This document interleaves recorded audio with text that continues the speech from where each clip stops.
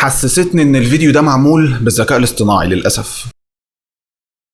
يا ليالي احمد سعد وروبي اسمين في الترند جدا، فهل الاغنيه اتلعبت صح بالتوازن المطلوب ما بين احمد سعد وروبي عشان الاتنين يبقوا بيعلوا على بعض؟ يعني ايه؟ يعني انا مثلا كنت منتظر ان يبقى في ما بين الاتنين تناغم في كلمات الاغنيه، فما لقيتش ده.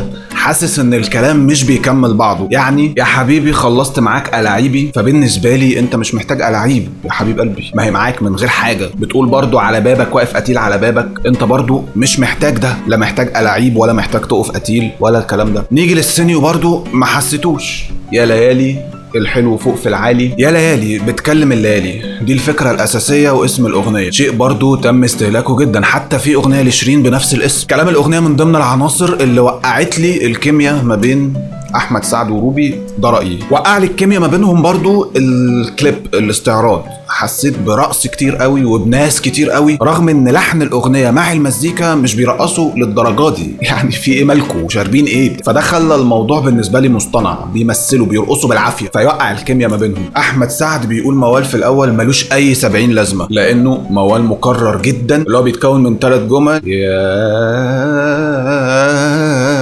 ليل، كانت تعلي شويه يا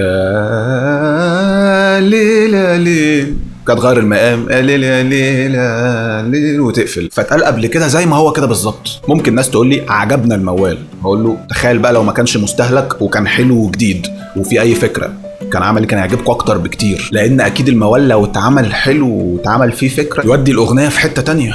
كان بيتم الاعتماد على الموال ده طول الوقت في موسيقانا الشرقيه، فعنصر مهم يعني مش حاجه كده.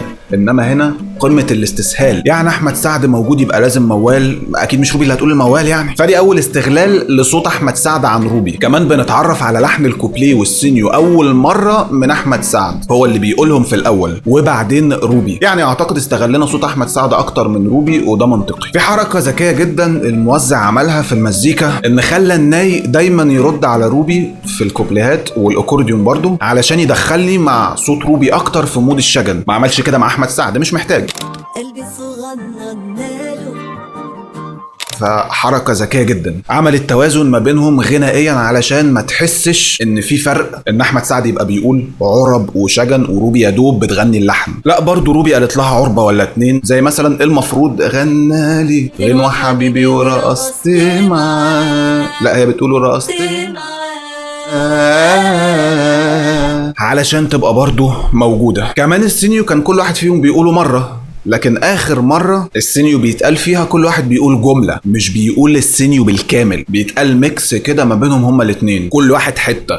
فده زود عندي التناغم ما بينهم برضو غنائيا. فانا حسيت ان اكتر حاجه التوازن مظبوط فيها في الاغنيه دي الغنى ما بينهم هما الاثنين. وعشان صناع الاغنيه اكيد فاهمين ان دايما هيتم المقارنه ما بين روبي واحمد سعد، والجو بقى بتاع احمد سعد ياكل اي مطرب وهي جنبه هتعرف تسد ولا لا، والشغل ده. لا، بالشغل والاستوديو تقدر تعمل توازن عادي جدا، رغم ان برضو الصوت الاقوى والاحلى يكسب في جميع الاحوال، بس على الاقل بتعمل توازن بشكل كبير. لو حسيت بعدم تناغم ما بين احمد سعد وروبي فانا حاولت اقول لك ليه في الاول، لو حسيت بتناغم فانا حاولت برضو اقول لك ليه. يعني قلت ايجابيات وسلبيات وانت اختار اللي لمسك فيهم. واحد بقى يقول لي طب انا ما حسيتش بالايجابيات ولا السلبيات اللي انت قلتها دي، حسيت احاسيس مختلفه. اقول له ده منطقي جدا وعادي، قول لي بقى في الكومنتات تعليقك وحسيت بايه. انا بالنسبه لي السلبيات للاسف كانت اكتر، فافقدتني التناغم اكتر، خصوصا كمان بقى مع وجود الذكاء الاصطناعي اليومين دول اللي بيخلي ام كلثوم تغني راب وعبد الحليم حافظ يغني مهرجانات، فما بقاش فيه الانبهار انك روبي مع احمد سعد فانا هكون منبهر. لا